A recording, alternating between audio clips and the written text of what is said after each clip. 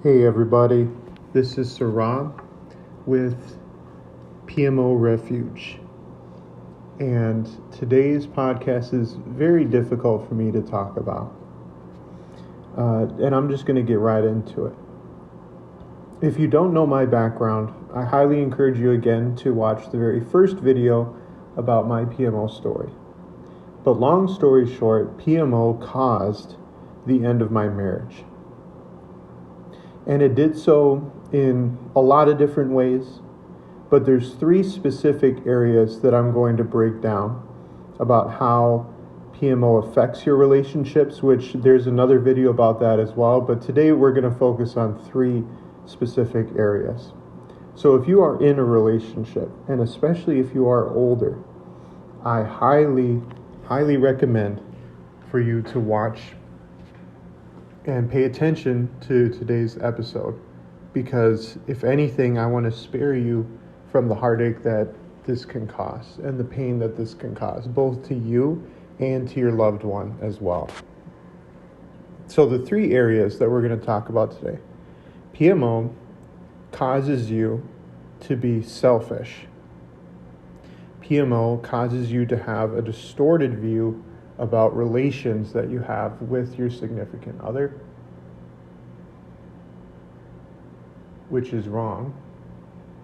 And PMO will cause you to seek those needs outside of your relationship. And there's a few different ways that I'm going to talk about. So to begin, how does PMO or a sex addict cause you to be selfish? And that probably sounds self-explanatory, right? Because if you think about the whole act of PMO in general, where does the focus go when you're engaged in those activities, right? Doesn't it cause you to just solely focus on what you're feeling? You don't care about anybody else, whether it's your family, your friends, a loved one, even yourself. It's literally just trying to satisfy those cravings, and that's it. So you don't care how long you engage with PMO. You don't care what you watch. You don't care what you think about. You're only thinking about satisfying those needs that you have or those cravings. I even sometimes venture to say or to not use the word needs, because it's not really a need, it's a craving. But that's a whole different discussion for another day. So that's the first way, right?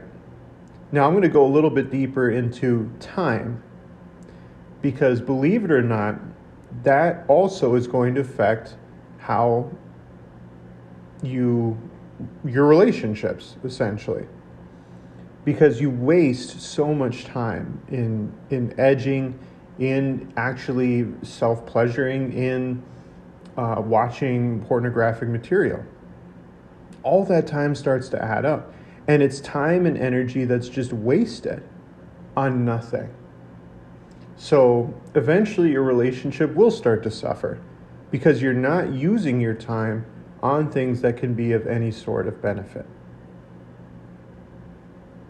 Now, the second area, what we're going to talk about, is your viewpoint of sexual relations starts to become heavily distorted. Because there's no question, right? A lot of researchers have even shown that ones who especially start to engage and watch in pornographic material start to develop a huge distorted view of what sexual needs and sexual relations mean in a relationship. And that ties into the first part, right? Because you're so focused on selfish reasons that you don't see the idea of sexual relations as being a healthy way to show your love and appreciation for another person. You don't see the sacredness of it, really. I know from firsthand experience, I didn't. I just kind of saw it as yet another thing. And don't get me wrong, I enjoyed it and I thought it was great. And I did find love in those relations. But I just completely missed the point in why they needed to be done, how they needed to be carried out. Because again, think about it too. Your sexual addiction, you'll just start to view it as you want to get to that feeling as quickly as possible, especially the younger you are. Maybe it'll kind of change as you get older, but you just want to get to that end climax result, right? That's it. That's all you care about. So when you are with another person, that's all you start to think about is, well, I just want to get to that end. I just want to get to the main finale, I guess you could say. And so you don't think about, well, what does this person want? What does this person need? Do they want to take things slow? Do they want to just be more intimate first? And especially because 90% of the audience probably is men. Especially for men, women arrive at their sexual arrival differently than men do. For women, it is much more emotional and mental connection. Versus men, it is 90% physical.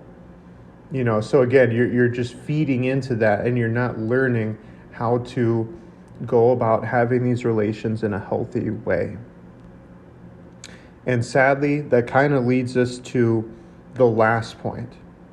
You will start to seek out those needs, those cravings outside of your relationship.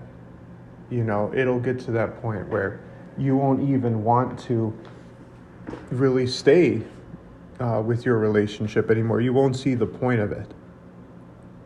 And sad to say, that will happen in a few different ways. That can happen with actually seeking out an affair with another person outside of your relationship. And again, sad to say, if you speak to ones who have been cheated on or did cheat on their relationship, I'd say over 50% of the time that's what happens, is they do end up going outside of their relationship. But one powerful thing that I even had to learn from firsthand experience and then from my therapist is that even watching sexual material, pornographic material, you could say is committing adultery, cheating on your partner. Because if you just strip it down to its bare bones, are you or are you not seeking sexual feelings, sexual relations outside of your relationship? Even if it's not with another person, even if it is just looking at videos, looking at pictures. I mean, hey, is that your person that you're with, or is more than likely it's somebody else, right? It's just something to think about. I know there's no actual evidence, there's no actual data that supports that, but it's just something to think about. All of that is just being done outside of your relationship, so it's definitely not helping your relationship in any sort of way. So now, the question is, what do you do to heal if you are in that predicament? And sadly, this is something that you can never quite guarantee, because you have to remember you're in a relationship with a completely different person. You're with somebody else. So a lot of it does, kind of play on, will this person want to be in a relationship with you anymore? Because maybe they won't. Sad to say, maybe they won't. However, it's good for you to just kind of look at your motives, because if you go about this approach in the way of saying, I don't know if this is going to heal my relationship or not, but I'm going to at least try to heal it. If you start actually making these changes, because that's really the only answer here, is you completely get rid of PMO out of your life. That's it. That's the answer. There is no middle ground. There's no gray area.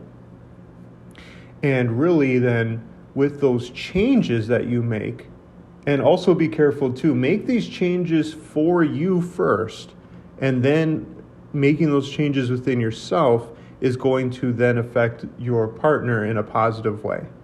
Now, I know that sounds kind of backwards, but if you think about it, if you are a sick person, you can't heal somebody who's doing better than you are, right? you have to fix yourself first. And that includes mentally. So it's the same thing. You can't be looking at trying to fix you and your partner where you're the one that's sick. You have to at least be in a healthier space. And like I said, just hopefully your partner will be on board. But if anything, at least you will start to garner and gain more self-respect, even if the person decides not to stay by your side. You will also just live a lot better because you won't have the burden of being dishonest anymore, of living a lie. I know for me even, that's been a huge relief, is just living a life where I don't have to cover over anything anymore. I live freely, openly, and honestly with everybody. And, even still to this day, there's still times where I get caught lying, even in little ways. But it feels so much better trying to make those little changes. Now, I hope you all enjoyed this episode. It's tough. Like I said, it was even hard for me to this day to still make this episode because of the emotional burden and weight that I carry of having a failed marriage because of my PMO addiction. But I'm hoping that this can help you get on your right path, and then hopefully one day all of us will be free of this addiction. Till next time, this is Sarah.